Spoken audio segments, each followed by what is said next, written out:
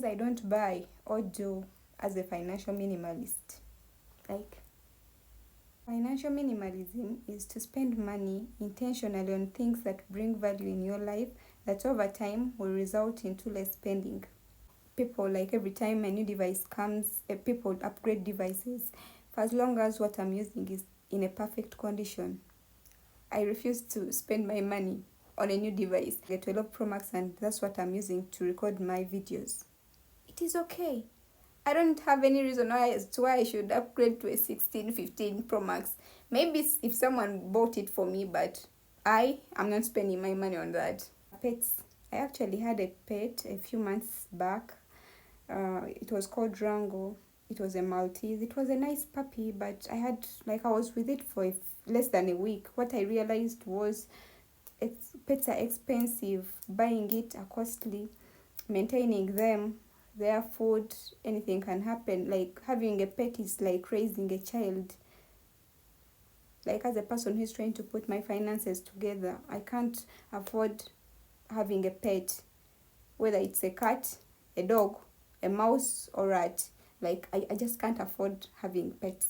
I refuse to spend my money on expensive skincare, like having an expensive skincare routine. When it comes to skins can get pretty damn expensive. From shower gels, serum, sunscreen, body blah blah, like, it is too much. And it's not something you buy once.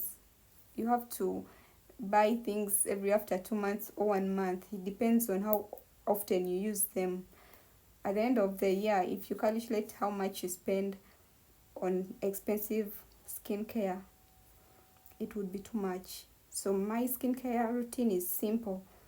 Soap, a cream, that is a moisturizer, and then a sunscreen. That's all. I don't have these serums and aging and blah blah. Upgrading my house, like my rent, where I stay. Where I stay is not a perfect place, that I know. But as a 25-year-old girl who is trying to figure life out, I can't afford an expensive apartment. I have to be real with myself. I can't afford that. I'm still, like I said, I'm working towards investing, saving, like financial freedom, and spending a lot of money on rent. That is not a priority. Don't get me wrong. It's not that where I am, I'm in my comfort zone. Where I am is where I'm going to die from. I will move out someday, but I'm saying for now, I'm not planning to move out. My next thing is a little bit controversial, but I'm not spending my money on alcohol. I don't drink alcohol. I never drink alcohol. First thing, it is expensive. Yeah. You won't find an alcohol that like costs the money a milkshake can buy. I can't drink. I feel like having a hobby, like drinking, having a drink, like a hobby to be drinking, it is an expensive hobby. If your hobby is drinking, you're expensive. And besides that, I don't find pleasure in drinking. Why would I drink and at the end of the day wake up with a hangover? To me, it's not worth it. Expensive restaurants, whether we are sharing bills with friends or something, expensive restaurants drain my wallet. I can't see myself having like all the money I've saved for a month going down in just hours on food. I'm not spending money on expensive restaurant. I refuse to spend my money on expensive restaurant. You can still even get an affordable place with a nice view, with good food, which is average, which is affordable and tastes nice. But going to an expensive place and get food over 600,000, I feel like that is a lot. People who spend on it are them, and I'm me. I'm not doing that. Trendy items, the so-called labubos, Stanley cups. There were this trend of common caps. They were fluffy in Kampala. They were so trendy, I didn't even own one. I refuse to buy trendy things. I feel like trendy items come so quick and everyone gets to own them. There is nothing unique about them just because celebrities owned them, and then they'll come up and most people will own them. I don't see any value with that. Why would I buy a Stanley cup if I can use a glass or a bottle of water that will do the same thing?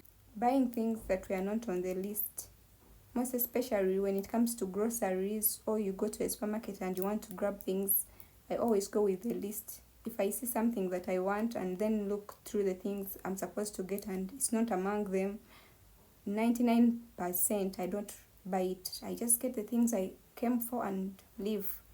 Because whenever I buy things that were not on the list, you'll always end up spending more than what you had planned for. So if it's not on the list and you go to a supermarket, just don't buy it. Maybe plan for it and come back the next day or after 3 days and get it. Still, you'll find it, it will be there. It won't go anywhere. Constantly plaiting hair, like trendy hairstyles. I don't even remember the last time I last plaited hair.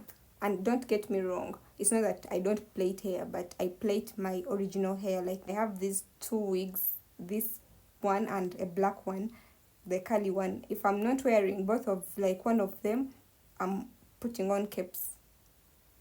In case I get a bag I like, I look through the 5 I have and then make sure I have to get rid of one, like one in, one out.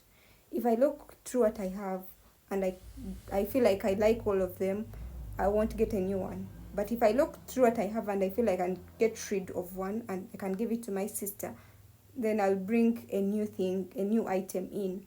And this mostly applies on clothes, bags and shoes.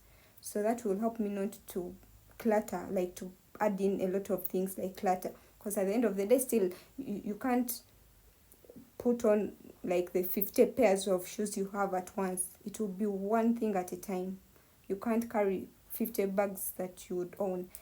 So to me, I would rather have like less things that I use more often than have a lot of things that I barely use. So that's all for today. Don't forget to subscribe and leave a like. See you in the next one. Bye.